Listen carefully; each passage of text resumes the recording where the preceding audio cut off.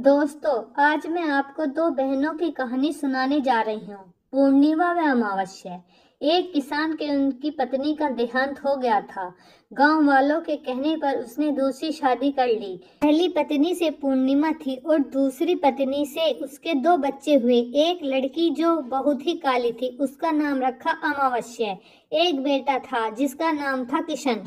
पर किशन अपनी पूर्णिमा बहन को बहुत ही प्यार करता था। सौतेली माँ तो सौतेली माँ ही होती है। माँ बेटी पूर्णिमा से बहुत चिढ़ती थी। जब वो दोनों बड़ी हुई तो किसान ने सोचा कि इन दोनों की शादी कर दी जाए, पर उसकी पत्नी बोली, पहले मैं किशन की शादी करूंगी।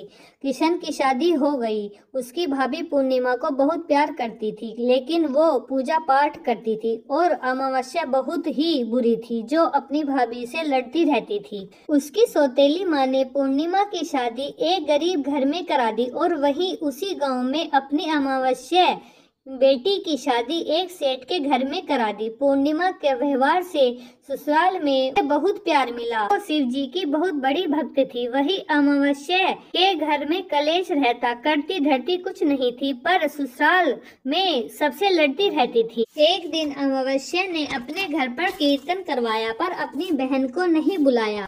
गांव से सब गए। एक पड़ोसन भी पूर्णिमा को जबरदस्ती ले गई। वहां उसकी बहन ने उसकी बहुत अपमान किया।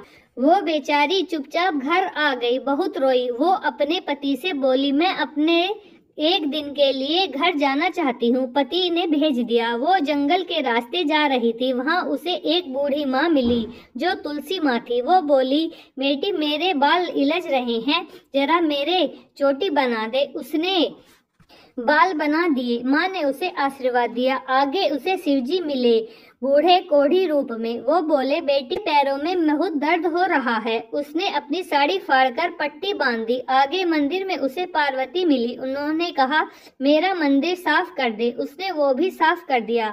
उसे अपने गांव जाने के लिए गंगा नदी पार करनी थी। वहां भी एक बूढ़ी माँ मिली। बोली, बेटी देख तट पर कितनी गंदगी है, उसे साफ कर दे। उसने उसे भी साफ कर दिया। गंगा ने उसे एक नाव दे दी। वो अपने घर ले चली गई। एक रात रुकने के बाद वो वापस आई तो उसे फिर वही सब मिले। गंगा माँ बोली, तू तो कल वाली बेटी है, ले थोड़ा सा मेरी रेत ले जा। उसने बड़े प्यार से रेत लिया। फिर मंदिर पहुंची तो माँ लक्ष्मी जी, ले ये ठंडे कोयले ले जा। वो उन्हें भी ले आई। रास्ते में शिवजी मिले। उन्होंने भी उसे भभूत दे दी। फिर उसे तुलसी माँ मिली, जो उन्होंने उसे भी थोड़ी सी तुलसी उसके पल्ले में रख दी। घर आकर उसने सारा सामान एक कोने में रख दिया और काम में लग गई। अगली सुबह क्या देखती है कि उसके घर में सोने हीरे चांदी से भरे गया है।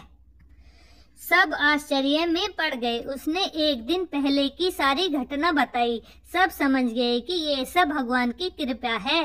जब अमावस्या को यह बात पता चली, वो पूर्णिमा के पास आकर पूछा, ये सब तूने कैसे किया?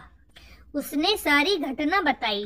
अमावस्या ने सोचा कि मैं भी ऐसा ही करूंगी। वो भी उसी रास्ते पर गई। उसे भी तुलसी, शिवजी, पार्वती, गंगा मिले, पर उसने सबका अपमान किया और बोली, जैसा तुमने मेरी बहन को दिया था ऐसा ही मुझे भी दो। उन्होंने उसे भी ऐसा ही दिया।